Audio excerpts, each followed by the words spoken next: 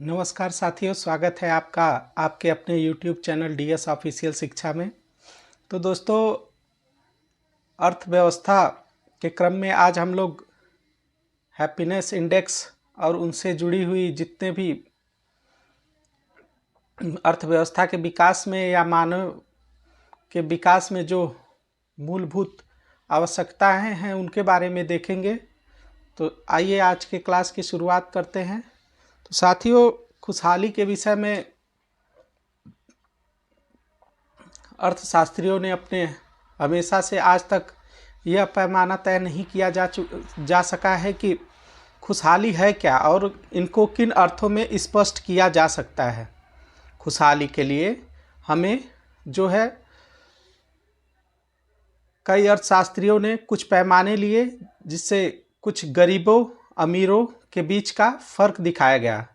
पहले खुशहाली के रिपोर्ट में यह देखा गया कि जो गरीब लोग थे वो थोड़ा सा ही धन पाकर ज़्यादा खुश और प्रसन्न रहते हैं, लेकिन उसके अपोजिट अमीर लोग और ज़्यादा धन पाकर भी खुश नहीं रहते हैं। जैसे 1 लाख कमाने वाला व्यक्ति, उसको और कमाने की लालसा बढ़ेगी, लेकिन वो 1 लाख पाकर भी खुश नहीं रहेगा। लेकिन जो व्यक्ति महीने का 10,000 कमाता है, उसे अगर 2,000 भी ज़्यादा मिल गया तो वो उसमें ज़्यादा खुशी का अनुभव करेगा। और वैज्ञानिकों के मन में ये भी था कि हम किसे माने कि ज़्यादा खुश है, क्योंकि ज़्यादा पैसे होने पे उसको चोरी होने और लूटने के डर से लोगों की निद्रा चली जाती है, लोग अच्छे से सो नहीं पाते हैं। तो क्या इसे खुशहाली का माना जा सकता है, या फिर अमीर व्यक्ति खुशहाल है या फिर गरीब? इस बात पे अभी तक तर्क छिड़ा हुआ है। लेकिन खुशहाली को 3 आयामों में बांटा गया, जिसमें पहले व्यक्ति कुछ जो है जाति वर्गों के, आरक्षण वाले वर्गों के और साधारण वर्गों को एक साथ रखा गया, और उन्हें ये टास्क नहीं बताया गया कि आपको आरक्षण के द्वारा रखा गया है। दोनों सामान्य तरीके से जीवन यापन किए, और जब कुछ समय बाद उनके तर्क शक्ति करने के तरीके को चेक किया गया तो जो आरक्षण पाने वाला व्यक्ति भी सामान्य व्यक्ति के समान था। लेकिन एक और प्रयोग किया गया, जिसमें आरक्षण पाने वाले बच्चों को एक साथ और उन्हें बताया गया कि आपको आरक्षण मिलेगा, और कुछ बच्चों को एक साथ सामान्य रूप में रखा गया। तो उनसे जो बच्चे आरक्षण वाले थे, उनके प्रतिभा में 23% की कमी देखी गई, और ये भी देखा गया कि वो अपने सवालों को, तर्कों को सिद्ध करने में पीछे रह जा रहे हैं। इसके बाद कुछ अर्थशास्त्रियों ने ये निर्णय निकाला कि खुशहाली को मापा कैसे जाए। तो उन्होंने उच्च को उच्च के साथ रख कर देखा, उच्च को निम्न मध्य के साथ रख के देखा, और मध्य को निम्न के साथ रख के देखा, जिसमें हमेशा खुशहाल जो व्यक्ति गरीब है वही रहा।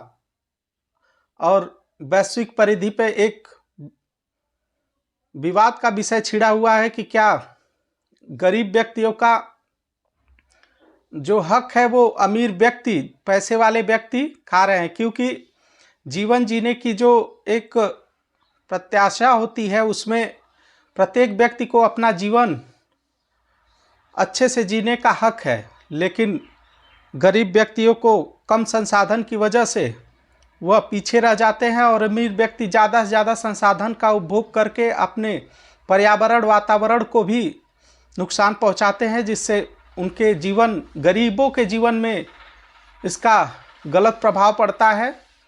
और वैज्ञानिकों ने देखा कि किसी भी व्यक्ति को अगर बेहतर शिक्षा, स्वास्थ्य और अन्य सभी जरूरी चीज़ों को दिया जाए तो वह एक उत्तम रिजल्ट पेश करेगा।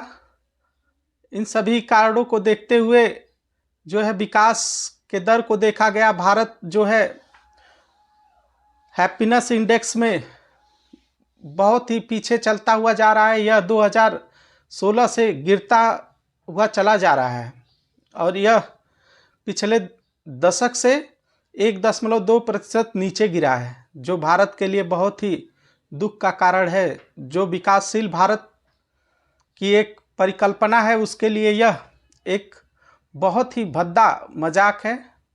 और इसी क्रम में देखा गया कि कुछ जो हमारे पड़ोसी देश हैं, भूटान, जो एक अत्यंत पिछड़ा हुआ देश है, वो अपने हैप्पीनेस को अलग तरीके से दर्शाता है। हमारे बगल में पाकिस्तान देश है, उनके पास हैप्पीनेस इंडेक्स भारत से अच्छा है। नेपाल भारत के हैप्पीनेस इंडेक्स से अच्छा है, और बांग्लादेश भी सही है।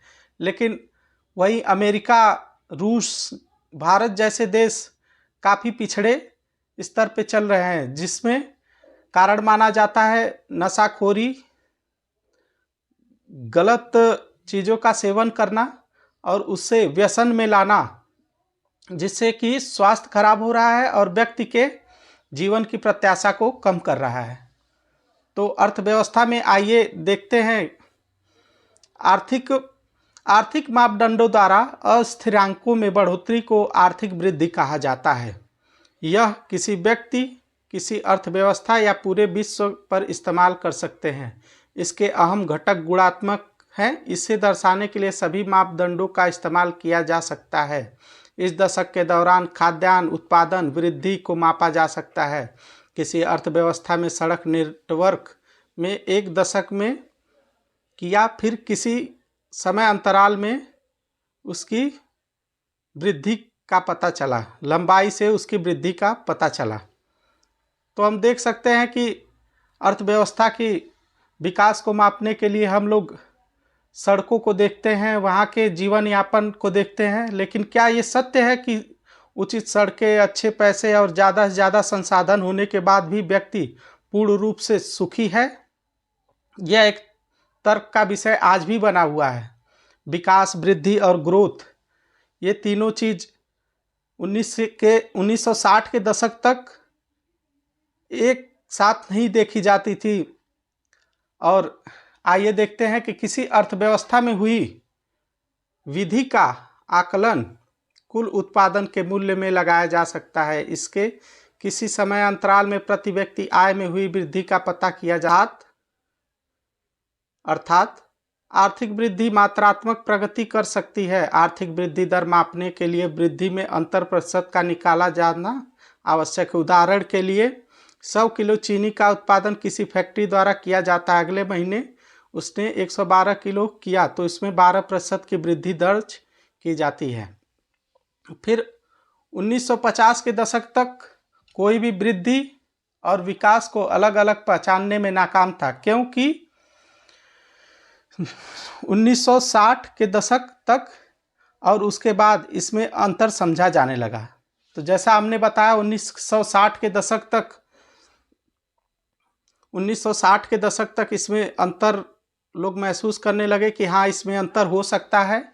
वृद्धि और विकास को अलग अलग समझने के लिए अर्थशास्त्रियों ने शिक्षा, स्वास्थ्य, जीवन की गुणवत्ता, पोषण के स्तर को उसका घटक बनाया, जिसके न्यूनतम सुविधाओं में शिक्षा, स्वास्थ्य और खाना मिलना शामिल है।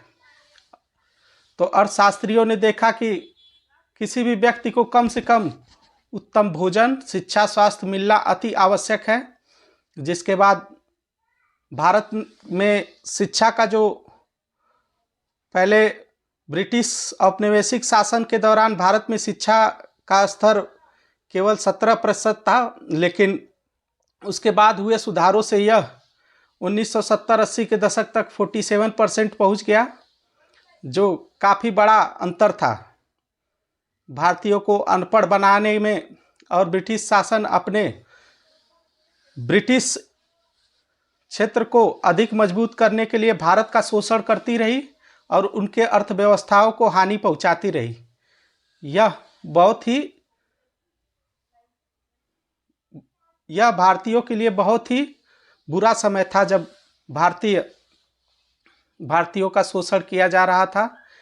और इसका उदाहरण है जब ब्रिटिश औपनिवेशिक शासन के दौरान चीन से अफीम का व्यापार और यातायात दोनों का जो दर था, मतलब जो व्यय था वो भारत के संचित निधि से लिया जाता था, बंगाल की निधि से लिया जाता था। तो इससे उन्होंने शोषण किया। उसके बाद धीरे धीरे अर्थशास्त्रियों ने विकास की परिभाषा को बदला, वृद्धि विकास में अंतर समझे और नए नए अर्थशास्त्री आते गए।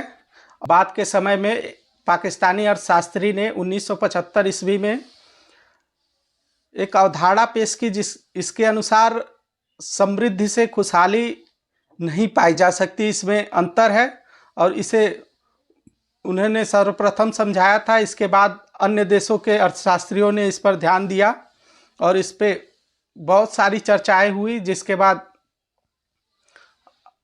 अर्थशास्त्र के क्षेत्र में जो है इस पे अभी भी बहस छिड़ी हुई है कि क्या अधिक धन अधिक सुखी बना सकता है। साथियों, अब मिलते हैं आपसे फिर कल अगले क्लास में। तब तक के लिए जय हिंद, जय भारत। हमारे साथ जुड़े, अपने दोस्तों, मित्रों, साथियों को जोड़ें। ज़्यादा से ज़्यादा हमारी क्लास को लाइक, शेयर, सब्सक्राइब करें। धन्यवाद मित्रों।